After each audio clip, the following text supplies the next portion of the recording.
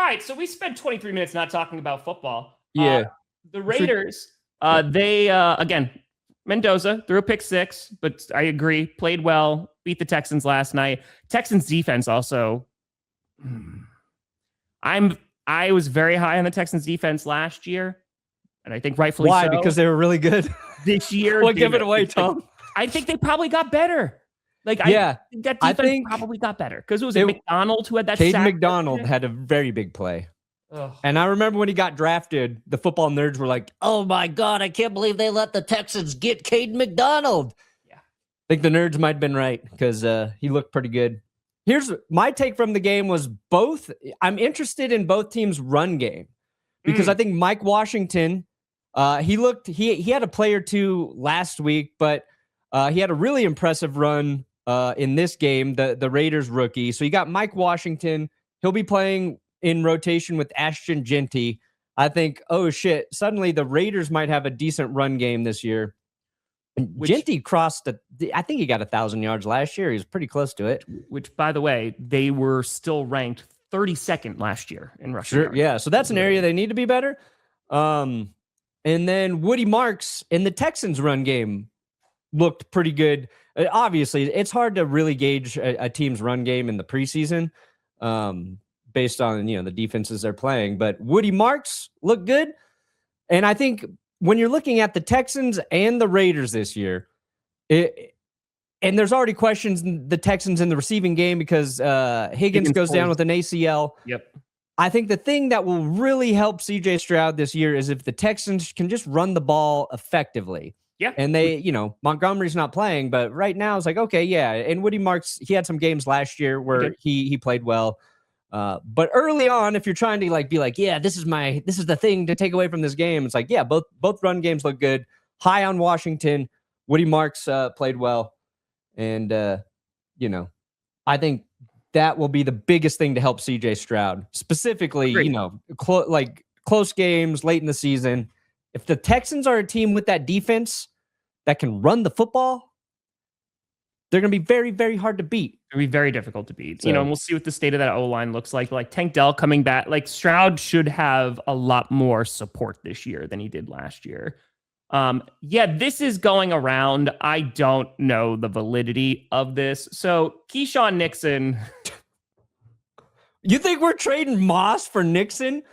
I mean, you complain about Riley Moss. Of course, the Packers would consider that. Yeah, Packers would consider that. You've got You should definitely trade for Keyshawn Nixon, Brandon. Yeah. Trade our white corner? No, sir. No, sir. We already got one of the most rarest players on earth. Shiny Pokemon. Yeah. Dude, okay. Well, if we you don't even have first rounders to give us because you gave them for Micah. We're going to give you a first rounder for Riley Moss. We're going to give you Keyshawn Nixon. We're going to trade back for Rashawn Gary and then give you him too. I'll take nothing less than 3 first rounders. Yep. Well, yeah. Drew Blunt rotation, so. Me, Riley Moss, Cooper DeJean. It's like, hey, you see my highlights on Tom Grossi? Guys, I played corner in 8th grade. I know a thing or two about it. Yeah, I know a thing. That's when the opponent would throw the football once per game, I was there to lock that guy down. That's right. Aw, Perna starting a religion. Dude, if I can be tax exempt, that'd be great. I will start the religion of football. Football Jesus. Praise now you're on to Sundays, me. Mondays, Wednesdays, Thursdays, and Saturdays, and occasionally on a Friday. Yeah. The only time a game's not being played this season on a Tuesday.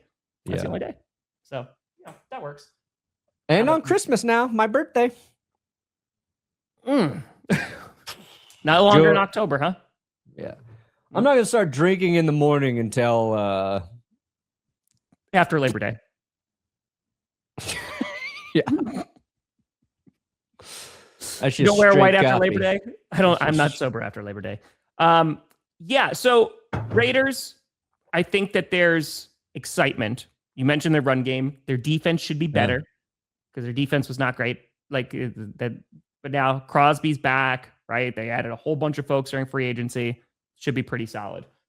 Yeah, Mike Washington looks legit. That's a dangerous duo.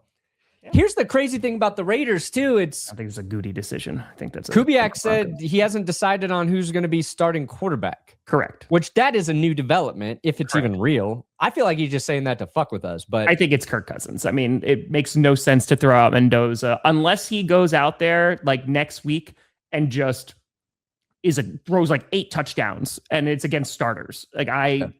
Even then, I don't do it. You put out Cousins there for as long as you possibly can do it. And just have Mendoza learn, come into game situations, maybe at the end of the game, if they're blown out or they're blowing somebody out or later in the season. But yeah, man, see what that O-line looks like. If he's seriously considering that, it means that they're very impressed with Mendoza and how he's digesting the playbook and the offense. And if they're really like, you know what?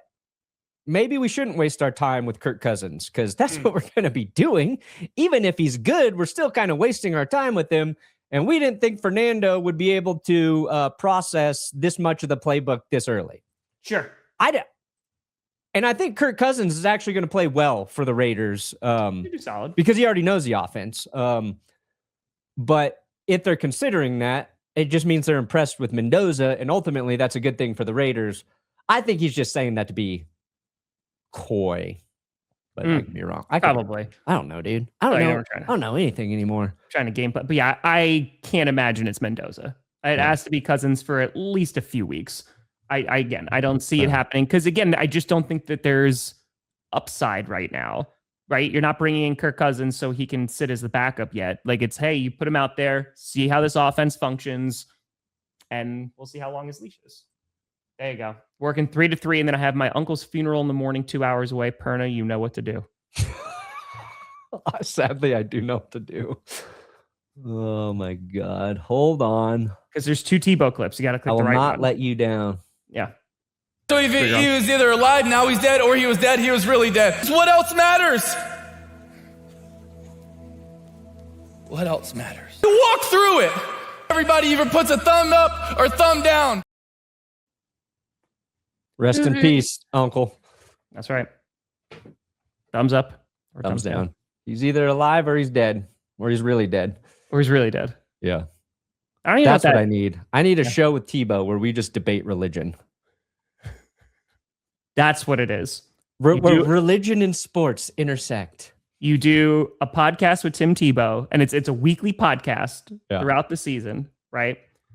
And by the end, you have to convince him that, again, you are football Jesus Christ.